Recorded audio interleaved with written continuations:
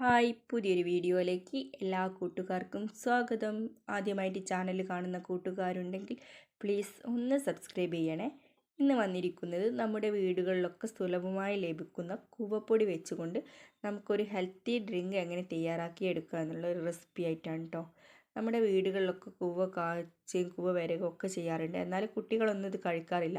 അങ്ങനെയുള്ള കുട്ടികൾക്ക് ഈ ഒരു രീതിയിലൊക്കെ തയ്യാറാക്കി കൊടുക്കുകയാണെങ്കിൽ അവർ തീർച്ചയായും കഴിക്കും. ഇതെങ്ങനെയാണ് തയ്യാറാക്കി എടുക്കുന്നത് നമുക്കൊന്ന് കണ്ടിട്ട് വരാം. അതിനായിട്ട് ഞാനിവിടെ ഇപ്പോൾ ഒരു ബൗൾ എടുത്തിട്ടുണ്ട് കേട്ടോ. ബൗളിലേക്ക് 4 ടേബിൾ സ്പൂൺ കുവ പൊടി എടുക്കുന്നുണ്ട് കേട്ടോ. അപ്പോൾ നിങ്ങൾക്ക് 2 ടേബിൾ സ്പൂൺ വെച്ചും ചെയ്യാവുന്നതാണ് കേട്ടോ. ഞാൻ ഇവിടെ ഇപ്പോൾ അംഗസംഖ്യ കൂടുതലുള്ളതുകൊണ്ട് 4 ടേബിൾ സ്പൂൺ വെച്ചാണ് കേട്ടോ ചെയ്യുന്നത്.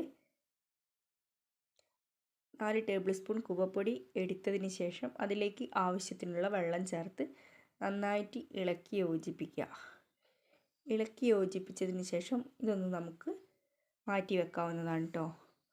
നമ്മൾ കട്ടൊന്നും കൂടാതെ നന്നായിട്ട് ഇളക്കി യോജിപ്പിക്കണേ. നമുക്ക് ഒരു ക്ഷീണം വരികയാണെങ്കിലും പനി വരികയാണെങ്കിലൊക്കെ നമ്മൾ ആ സമയത്ത് കഴിക്കുന്നതാണ് കൂവ കാച്ചിയ വെള്ളം. അപ്പോൾ ക്ഷീണത്തിനും പനിക്കൊക്കെ നല്ലതാണ്. അപ്പോൾ ഈ ഒരു വേനൽ ചൂടിന് ഏറ്റവും നല്ലൊരു ഡ്രിങ്കാണ് കേട്ടോ ഈ ഒരു ഡ്രിങ്ക്. ഇനി നമുക്കിതിലേക്ക് വേണ്ട മറ്റൊരു ഇൻഗ്രീഡിയൻസ് എന്ന് പറയുന്നത് കസ്കസ് ആണ് കേട്ടോ.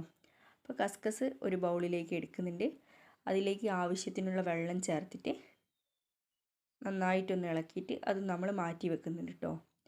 അപ്പോൾ ഈ വേനൽ ചൂടിന് നോമ്പ് കാലത്തൊക്കെ നമുക്ക് നോമ്പ് തുറക്കൊക്കെ ഉപയോഗിക്കാൻ പറ്റുന്ന ഏറ്റവും നല്ലൊരു ഡ്രിങ്കാണ് കേട്ടോ ഈ കൂവപ്പൊടിൻ്റെ. ഇങ്ങനെയുള്ളൊരു ഡ്രിങ്ക് നമ്മൾ കൂവപ്പൊടി കാച്ചിയൊക്കെ കുടിച്ച് പരിചയമുള്ളൂ. പക്ഷെ ഇങ്ങനത്തെ രീതിയിലൊക്കെ ഉണ്ടാക്കി കഴിക്കുകയാണെങ്കിൽ നല്ലൊരു ടേസ്റ്റാണ് കേട്ടോ. കൂവപ്പൊടിയാണെന്ന് നമ്മൾ അറിയില്ല. കൂവപ്പൊടി ഇഷ്ടമില്ലാത്തവർക്കും ഒക്കെ ഈ ഒരു രീതിയിൽ കഴിക്കാവുന്നതാണ് കേട്ടോ.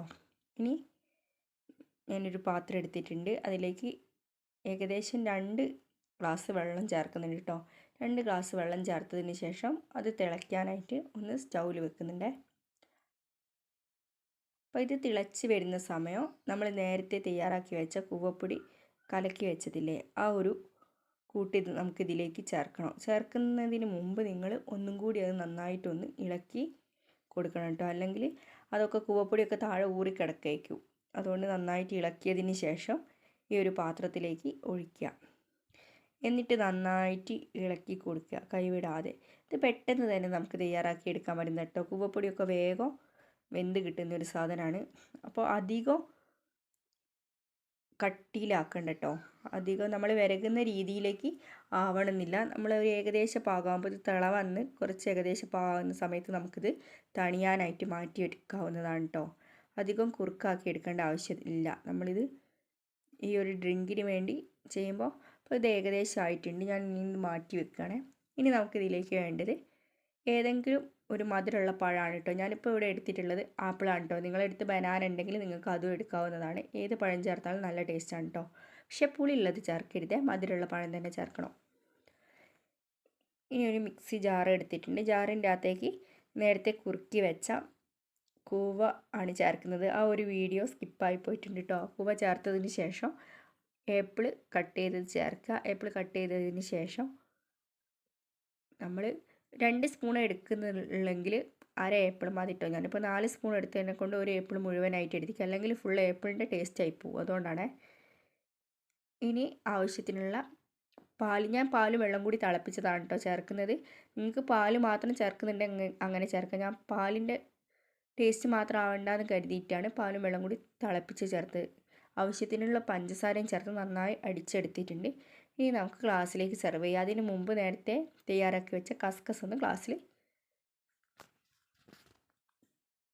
എടുക്കാം.